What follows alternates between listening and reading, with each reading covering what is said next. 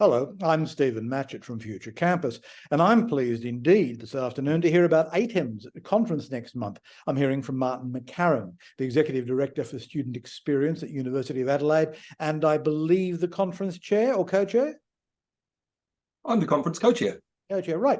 Now, the conference is on at Melbourne Connect, the very swish innovation precinct in Parkville, right next door to the University of Melbourne, October 11 and 13 through 13. Martin, I'm told that the theme of the conference is brave, and that strikes me as entirely appropriate. As institutions emerge from the pandemic, it's clearly easy to go back to the way things were, but I guess that may be easy, but it's wrong. So tell me, what are some of the big conference themes that it's going to take bravery to confront? Well, maybe first just the sector and I guess the world in general, this disruption that we have, this incredible level of uncertainty, in some cases threat, but tremendous opportunity as well.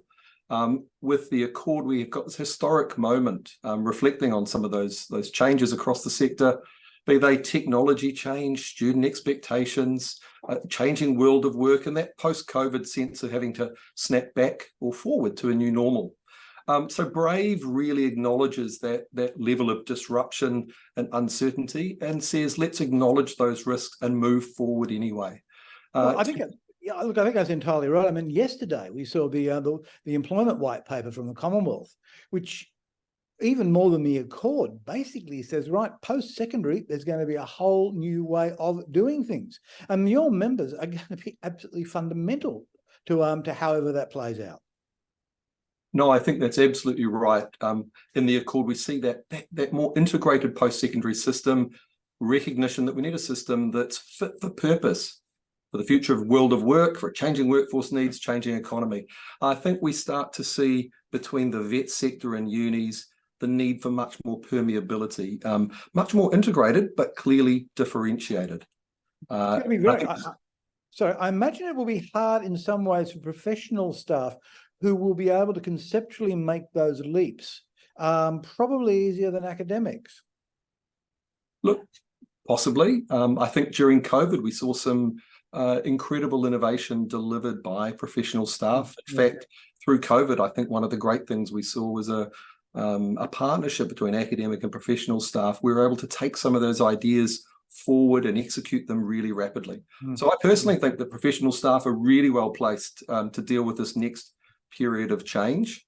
And I think there's some really good, there's more in common between the different parts of the sector from a professional service perspective than there is that's different. Yeah, which raises a question, I don't think I've seen it on the agenda, but it's a question dear to my heart, is whether we've got the Hugh classifications, which were designed 30 years ago for a world long past, whether in fact they actually apply all that well anymore. Look, it's a great question. I'm not sure it's one that I've got the answer to just yet. Clearly, there's lots of thinking about the world of work in the sector and beyond right now. I think there's one of the great values of that classification system is the transparency that gives us. And I think if we're looking for much more portability across the sector in terms of workforce and career development, there's a good foundation there. Is it a foundation that needs some evolution for the future? May well be. Well, it's also going to create a single post-secondary system. It's also going to create a whole bunch of opportunities, I think, say, for learning tech people. I guess the way it's done in vet, in a lot of ways, is quite different to the way it's done in higher ed. But clearly, there'll be crossovers. I think there'll be a lot of crossover between the sectors. I think, though, what we have in common, certainly in the service side, is this driving need to personalise much more.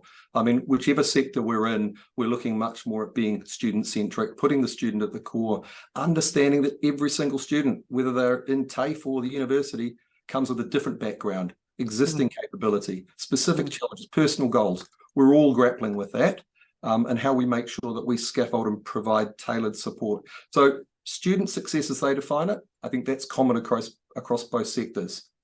Importantly, we start to see the world of work being lifelong learning, people wanting to reskill and upskill, dipping into education when they need it.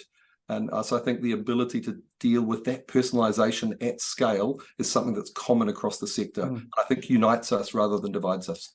Well, I would imagine, as of yesterday's announcement, if they've got any sense, there'll be a lot of DVCs, teaching and learning, who will be deploying people to say, what are we going to do about my equals? Now that somehow or another we're going to, I think what the government intends to do is to try and get micro cert short courses into that system. My guess is what they're talking about. They haven't said anything yet, but that's going to be immensely complicated. I think it is going to be complicated. I'm not sure that I have the answer for what that platform ultimately looks like in the future. But clearly, how we credential students learning in the future is going to require that single source of truth, that trusted source that employers can look back to. The real provocation is that really just a piece of qualification out of a vet provider or a university? 10, 15 years from now, how might we credential some learning that we've got on YouTube or TikTok? Who knows? I don't think it's 10, 15 years away. I think it's probably next week. There's a whole bunch. I mean, one of the amusing things about the white paper was that it tended not to acknowledge a whole bunch of stuff that's happening out there parallel to all this among corporates.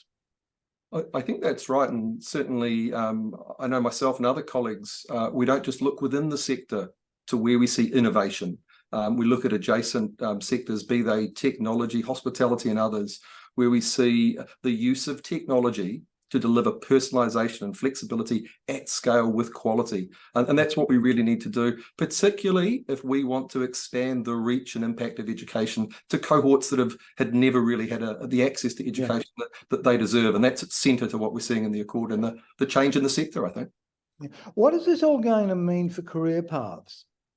I mean, at the moment, I think professional staff have stay with an employer for a long time if they're happy and go and progress up through the ranks, as it were.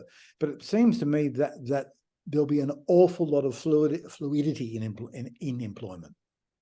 Yeah, I think that's probably right. I was counselling a student just yesterday about what the employment prospects might be for them out of a given degree, and it's really hard to predict these days. It's changing at such a pace. I think there will be fluidity. I think what will be fundamental is building the capability to synthesize new knowledge, to learn, to build new capabilities, and transition into new roles. It's not going to be a job for life anymore. We know that. So that mobility, moving into new roles and institutions, is going to be critical. Are your members starting to think about what is going to happen to existing jobs in terms of AI? Absolutely. It's a conversation that everyone's having at the moment. I don't think that anyone's got the answer just yet. It's really happening in real time. It seems to me, though, that there's as much opportunity out of that as there is threat. Yeah. I think specifically in my area where we're really focused on providing student support, the opportunity to use technology, AI, ChatGPT and others to enable us to take some of the complexity out for students, to enable them to get much more self-service and real-time support and answers, and fundamentally to free up our absolutely passionate people to support students more in those high-value activities. It really allows us, I think, with technology, to centre what we do on the student, on the human experience, on the relationships and the community and connection we're trying to create. Which goes back to my self-serving question about hue classifications, because it's something I want to write about. There are going to be a whole bunch of hybrid jobs that no one could have imagined then that will be very difficult to bash into existing frameworks. Yeah, look, absolutely. I think, well, absolutely, there'll be a whole bunch of hybrid roles, or the topics of those roles, the subject will be quite different. How we define those roles, I think, whether it's hue classifications or not, having clarity of role, I think, is really important. But much more focus on clarity of purpose and the impact the role has. I think we're starting to see in contemporary practice much more of a focus on a role being a purpose and an outcome, and not a set of tasks, because we know the tasks are changing far too rapidly to keep up with. Which is going to mean a constant training, retraining and education for your members, who are going to have to learn to do new stuff. Look, I think the reality is it's a constant, a focus of constant learning and retraining for all of us. I think that's the future for all of us to stay current. I think not just for our members, but beyond. And I think really you asked the question about career progression. That's another great reason why participating in ATEM, being a member of that group that focuses on career development, building capability and building connection right across the sector. So we're connecting with people that are at the cutting edge. It's the best thing you can do for your career. What do you hope people come away from this year's conference with? Look, I hope that people come away. In fact, I'm confident that people will come away hopefully inspired. They will have had an opportunity to connect with other people from across the sector, thought leaders, have some insightful concepts that may sharpen their thinking to bring back to their own organizations. Even just an opportunity to step out of the day-to-day business and even reflect on your own practice is hugely useful. So returning inspired, re-energized, and ready to lead positive change in your workplace, but also for your career as well. Well, that strikes me as being a very good reason to go indeed. Look, Martin, thank you for your time. That is very, very interesting. I would like to come down to cover it if I have time. I hope I do. Martin, thank you very much. I hope the ATEM conference goes well next month. Thank you very much. Thank you for your time, and I really hope to see you there.